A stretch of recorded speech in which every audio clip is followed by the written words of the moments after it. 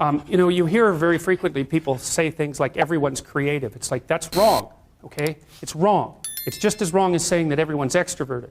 First of all, you have to be pretty damn smart to be creative, because otherwise you're just going to get to where other people have already got, and that's not creative by definition. So being fast and being out there at the front of things really makes a difference. And then you also have to have these divergent thinking capabilities, and that's part of your trait structure.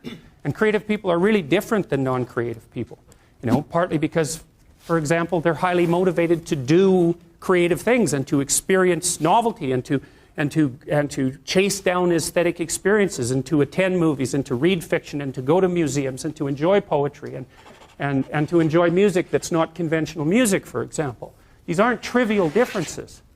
And so it's a real misstatement to make the proposition that everyone's creative. It's just simply not the case. It's a matter of wishful thinking. It's like saying that everyone's intelligent. It's like, well, if everyone's intelligent, then the term loses all of its meaning, because any term that you can apply to every member of a category has absolutely no meaning. Now, that doesn't, and you know, the other thing you want to be thinking about here is that don't be thinking that creativity is such a good thing. It's a high-risk, high-return strategy. So if you're creative, you just try this. There's creative people in this room, man. You guys are going to have a hell of a time monetizing your creativity.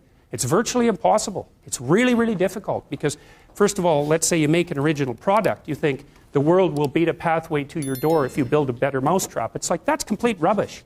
It isn't true in the least.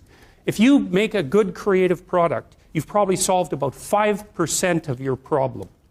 Because then you have marketing, which is insanely difficult, and then you have sales, and then you have customer support, and then you have to build an organization.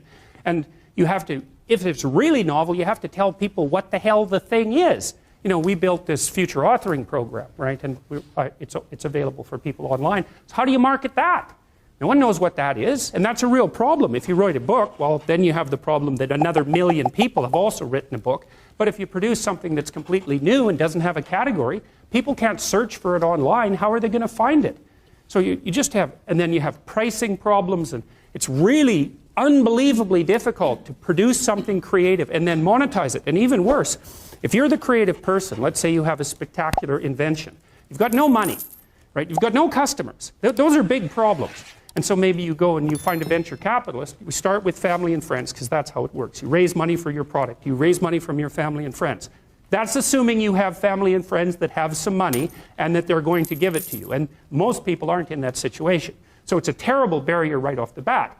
And then, of course, you're putting your family and friends at substantial financial risk because the probability that your stupid idea is going to make money is virtually zero, even if it's a really brilliant idea. And so then let's say, well, you get past family and friends and you get venture capitalists involved, because that's often the next step, or an angel investor. There's steps in building a business. Family and friends, angel investor, that's some rich guy that you've happened to meet some manner, some way, who's into this sort of thing and is willing to provide you with some money to get your product off the ground. Well, how much of your product is that person going to take? Well, most of it. Most of it. And then if you get a venture, and no wonder, because, you know, you don't have any money. How are you going to bargain for control over your product? He'll just say, well, do you want the money or not? And if your answer is no, then he'll go and do something else with his money. It's not like there's no shortage of things that you can do with your money. There's a million things you can do with it. So you're not in a great bargaining position. And then if you get venture capitalists involved, they'll take another big chunk, and maybe if they're not very straight with you, they'll just throw you out. Because maybe by that point in the company's development, you're nothing but a pain in the neck, because what do you know about marketing and sales and customer service and building an organization and running a business? Like, you don't have a clue, so why do they need you? So even if you're successful at generating a new idea and you put it into a business, the probability that you, as the originator of the idea, are going to make some money from it is very, very low. So don't be thinking that creativity is something you would want to curse yourself with. And you know, whenever I talk to people who are creative, and you guys should listen to this because I know what I'm talking about. If you happen to be creative, if you're a songwriter or another kind of musician or an artist or any of the other number of things that you might be, find a way to make money and then practice your craft on the side, because you will starve to death otherwise. Now, for some of you that won't be true, but it's a tiny minority. Your best bet is to find a job that will keep body and soul together and parse off some time that you can pursue your creative thing, because then, well, as a long-term strategy, a medium to long-term strategy, it's a better one.